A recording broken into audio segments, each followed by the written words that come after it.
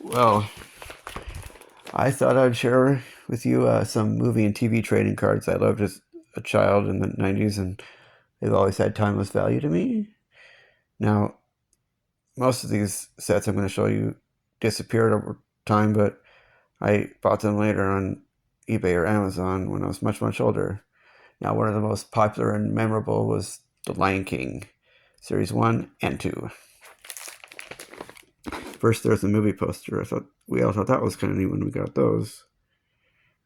Some of these are like base cards, so to speak, that I always remember ever since I started collecting them. But then I got a checklist and started waiting to find new ones. And this is one of them. Don't turn your back on me, Scar. I collected all these base cards then.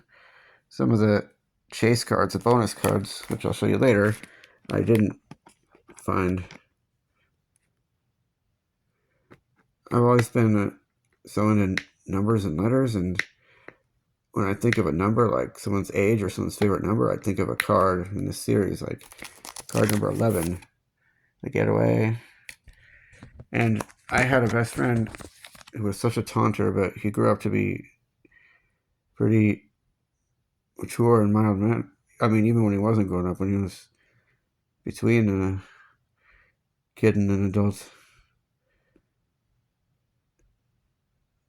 But soon I found card number 12.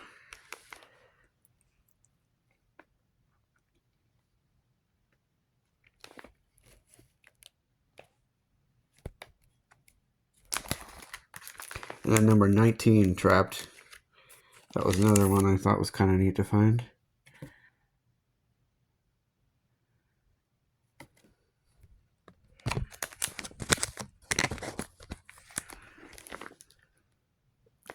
Number 21, You Deliberately Disobeyed Me. Kind of cool looking, huh?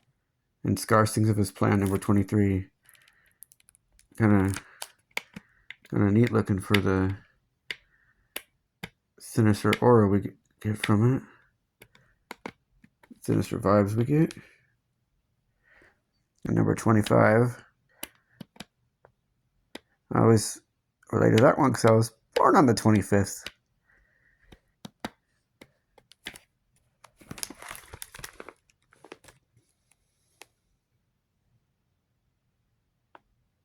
It's a sad scene. But I remember this, the previews before I even saw the movie, how he jumped from a high cliff to save himself. And then number 35, Put Cushions and Cactus, but I was pretty happy when I found that. And then, geez, that's a lion, number 38.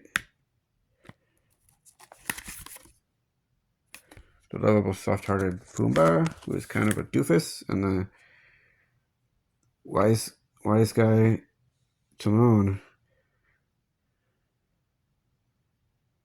The funnier of the two, I'd say.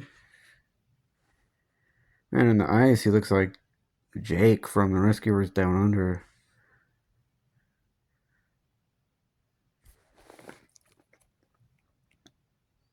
Now, Simba's a young adult. Boy, what a frantic-looking face he got by our Pumbaa. Finally found Null again. Oh, it was a heartfelt moment there.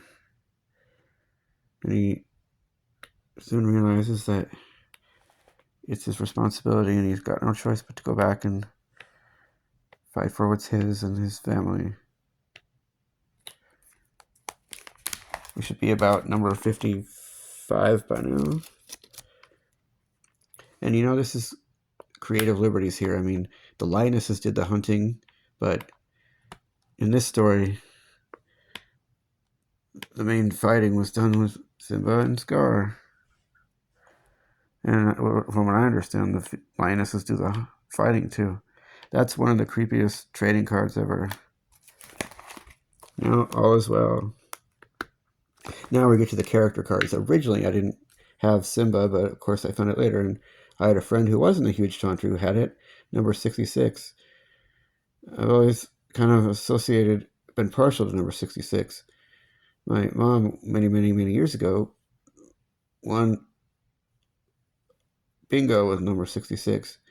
There's Simba, played by Jonathan Taylor Thomas himself, from the smart aleck middle child Randy from Home Improvement, who's in some popular movies too, and he was certainly a heartthrob. Whatever happened to him? Oh, and I remember from a magazine, I didn't understand a whole lot at the time, but he was a vegetarian. Kind of ironic they played a lion. And there's Mufasa. I remember being kind of excited when I found that one. 67. His mother didn't get much character development. Sarabi. Scar. I thought that was a neat when I found that one too. And Zazu, played by Rowan Atkinson. Mr. Bean.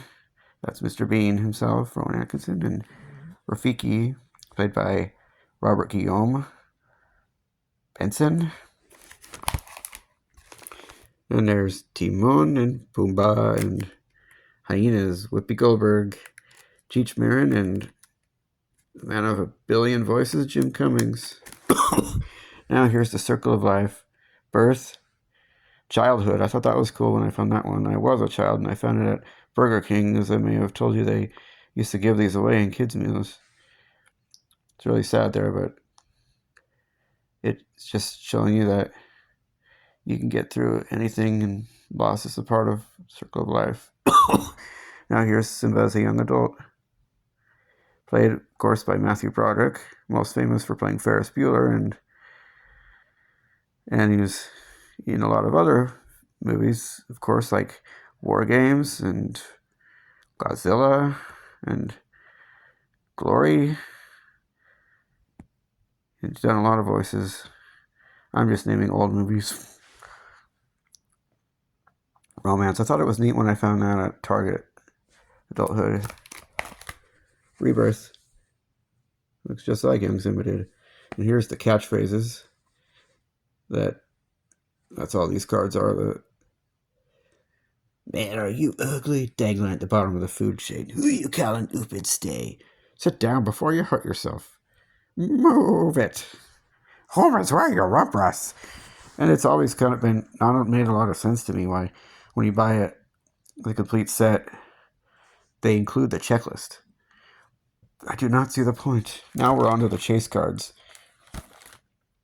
Yeah, I always thought these were neat. I thought they were really neat when I was little. Now, I'll first go to the foil cards. I'm missing two of them. I'm missing F8 and F9. Timon and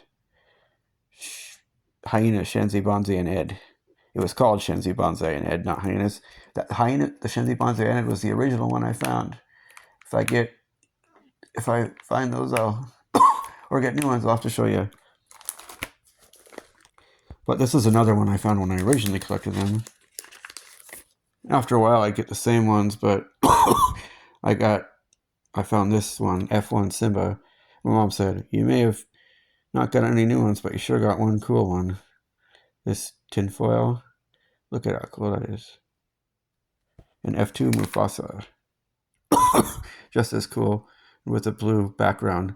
I was only used to the gray and brownish background. I used to think all of them would look like that. There's Nala. I always pictured her being a kid on this one, but she's a kid on the back. That's sure pretty, isn't it? She was played by Moira Kelly, not that famous an actress, I don't think. She was in something called The Cutting Edge in the early 90s, and something, yeah. Well, she was an actress. And this is one of the prettiest F4 Scar. I remember seeing this in a mall kiosk when I was little, when I first found out that not all the backgrounds were gray and brown. Here's another really pretty one, Rafiki. And when I was a few years older, there was one sports card shop that still carried these. Some of them even carry sports cards from the 70s, probably. F6 Zazu.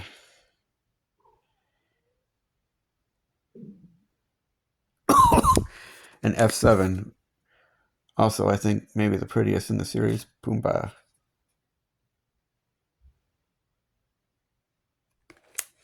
These were 1 in 12 packs, so it wasn't uncommon to find these, but it seemed like it was when I was little. And if you take into account that there were 8 cards per pack, it was 1 per 96 cards. Now here's the pop-ups. These are the ones that I thought were the neatest to get, although I don't think they're nearly as neat as I've gotten older, I don't think they're nearly as neat as the foil cards I just showed you. But they're twice as uncommon. 1 in 24 packs, these were uncommon. These were kind of hard to find, but I wouldn't call them rare. Even when you got pop-up cards, you sacrifice 1 other card, so there were 7 per pack. So that would mean 1 in 168 cards. 1 in 200, I think, technically constitutes rare. But the first one I ever found was at a Burger King, F2 Rafiki. I was told I screamed when I opened this. I remember getting excited and yelling, but I don't know if I screamed. Circle of Life. First time I remember seeing these was when my brother opened another one for Burger King. Scar, F5. The Evil Uncle. I didn't know that was an idiom until recent years, actually. Now, Mufasa, remember who you are. I bought a whole box of these when I was a lot older online, and this is the first one I remember getting that I'd never had before. Yeah. This is the neatest one, I think. Actually, there was something called Winter Wonderland at school where kids would buy things for Christmas there. And I thought I was being dishonest. I opened a pack of these without paying for them. But apparently my mom financed much of it, or most of it. And I remember finding this one there. I Just Can't Wait to Be King. Pop-up 1. I think that's the neatest one.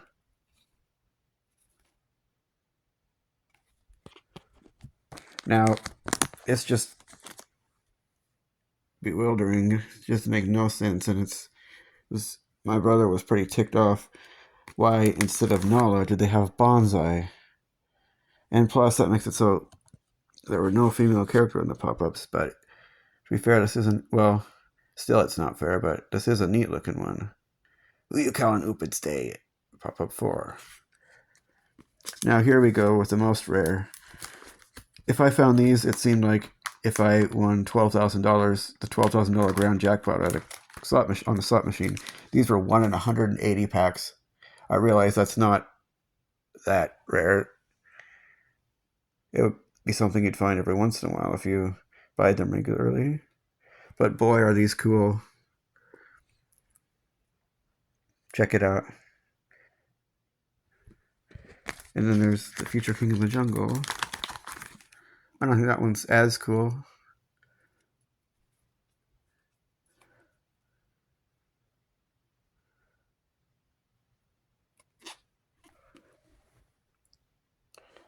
But all these chase cards are pretty neat. And I never get to go anywhere. I remember it was the name of one of them. And yep. And it seemed pretty irrelevant to the scene right here. And, well, my friends, that is Series 1.